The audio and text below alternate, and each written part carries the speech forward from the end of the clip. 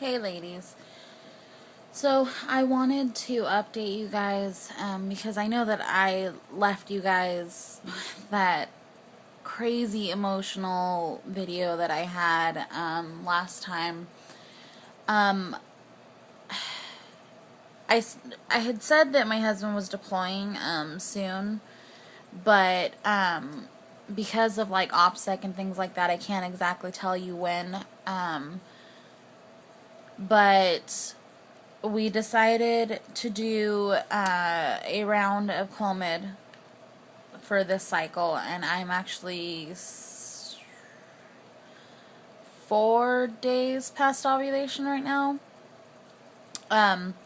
I don't really feel like it's possible. I mean, of course it's possible, and I'm sorry, excuse my hair. I must look like a homeless person right now, but I just woke up.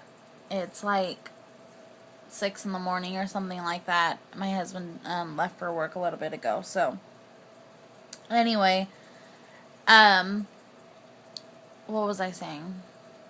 Oh, I don't really feel like it's gonna, this month is gonna be the month. I mean, I feel like I've been pregnant 3 times now. So I feel like, being pregnant doesn't seem as far off to me as actually going through the pregnancy and going full term and having a baby is.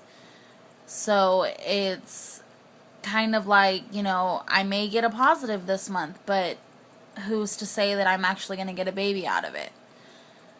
So, as frustrating as that all is, we decided to do a Clomid cycle and all of that. I had scheduled right after the miscarriage, the last miscarriage. My the OBGYN that had I guess treated me for the miscarriage, she had put in a referral for me to see an RE because all 3 pregnancies were Clomid related and yada yada yada. So I had scheduled that in March, the end of March, and I just barely had my appointment yesterday because the new patient thing, they schedule months out. So I had my appointment yesterday.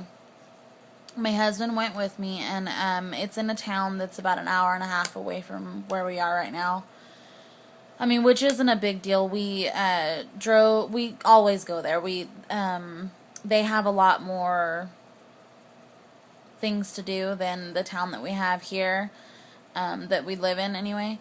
And so we went to the appointment, and the doctor, I love him. He is hilarious, and he's very personable. It really seemed like he wants to help us with the end goal of having a baby. He told me that I am technically not considered infertile because I've been pregnant within the last year. And the definition of infertility is trying for a year and not being pregnant. So the fact that I've had one ectopic and 1 miscarriage, which I'll get to that in a little bit, is I mean, let me start over. The 2 losses that I've had in the last few months is what disqualifies me as being infertile. And he said, he was like, I understand you probably want to pull out a pistol and shoot me in the head right now that, you've been trying for so long and you still don't have a baby, so you are probably identifying yourself with infertility. And I said, that's exactly how I feel, is that I don't have a baby, and that's what I want. That's what the whole point of everything is. And so he told me that he is.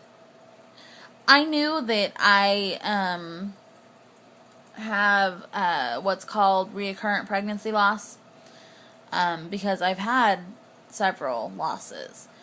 So I knew that because I had done research and everything, but for him to tell me that that's what I have and that's what he is, I guess, labeling me as medically, or diagnosing me, really, but I feel like he's labeling me.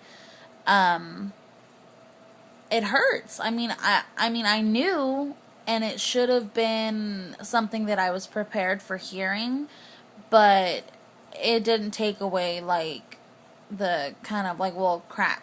You know, that sucks. That's not fucking, I mean, who's to say that my fourth pregnancy is not going to end up the same way the last three were?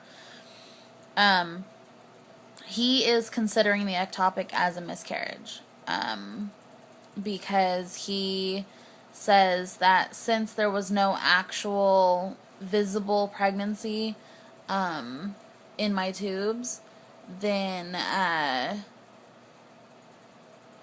he said we just don't know if it was ectopic or it could have just been another miscarriage, a failed pregnancy. So he is diagnosing me as being a recurrent pregnancy loss. The medical term for that, which is oh so pretty, is habitual aborter, which is not a fun diagnosis. So anyway, after the appointment, I told him when my husband was going to be deploying, and the doctor said that if all of mine and my husband's tests come back okay, and if they don't, even if it's something that we can fix by just like medication or something like that, then we are set to have IUI my next cycle. Now I'm scared with the whole IUI thing because I know that timing is of the essence, and I don't know how that works with the military. But I have an appointment on the 2nd of July to go over the test results and to do a they have me scheduled for a scan. I don't know if he's doing it to, I really don't know what he's checking for. I just know that they have me scheduled for a scan at 8:45 in the morning, which means that I have to leave my house at like 7 o'clock in the morning for this stupid thing, and that just sucks. But so I have to do the scan, and then we're going to go over the test results. And then, depending on all of that, we're set to do IUI for that cycle. I am due for my period on the 29th, so I'll be cycle day 4 whenever I go in. That is if the Clomid cycle didn't, produce a pregnancy this time. After our appointment, they had us go to a lab to do blood work, and they tested me for diabetes, which is because it runs in my family, like it runs rampant in my family. I'm the only one that doesn't have diabetes, and my last A1C test was done in October of 2010, and I was borderline, so I was pre-diabetic then. So I don't know what it is now. So I'm supposed to be checked for diabetes. They're going to check my antiphospholipid antibodies, whatever it is, but it's checking for a blood clotting disorder. He said that if it is a blood clotting disorder, that I would do baby aspirin, and then do a blood thinner whenever I get pregnant. And then, what else was there? My husband got his blood drawn too, so they're going to check for a chromosome abnormality in both of us, because I guess if both of us have a chromosome abnormality, which he says is rare, but it happens, then the two chromosomes, when they come together, or not the two chromosomes, but the chromosomes that have the abnormality, when they come together, they produce a, not a fetus, it's not a fetus then, but an embryo that is not viable. It's basically just doomed from the start. So they're going to check that. They're going to check my thyroid because my mom had cancer of her thyroid. And then a bunch of other things. They ended up taking 6 vials of blood from me and 1 from my husband. And taking blood from me is a pain in the ass because my veins are super, super deep. I've had trouble with my veins like my entire life. Anytime I've ever given blood, it usually takes them about 2 or 3 tries before they even get to a vein that will give anything. And then when it does give something, it's really slow. So I've had it happen several times. The blood ends up coagulating in the tube because it comes out so slow. But the lady did the 6 vials. She was only supposed to do 5. But she wanted to make sure that she had enough because it was going so slow. So she just ended up doing a 6th one just to be sure.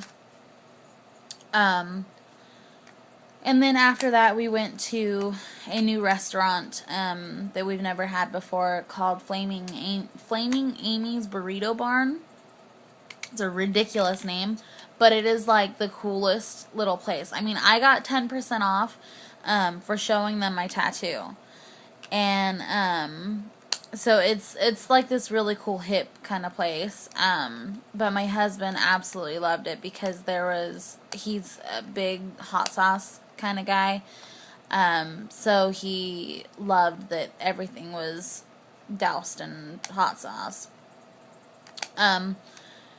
But yeah, I guess that's about it.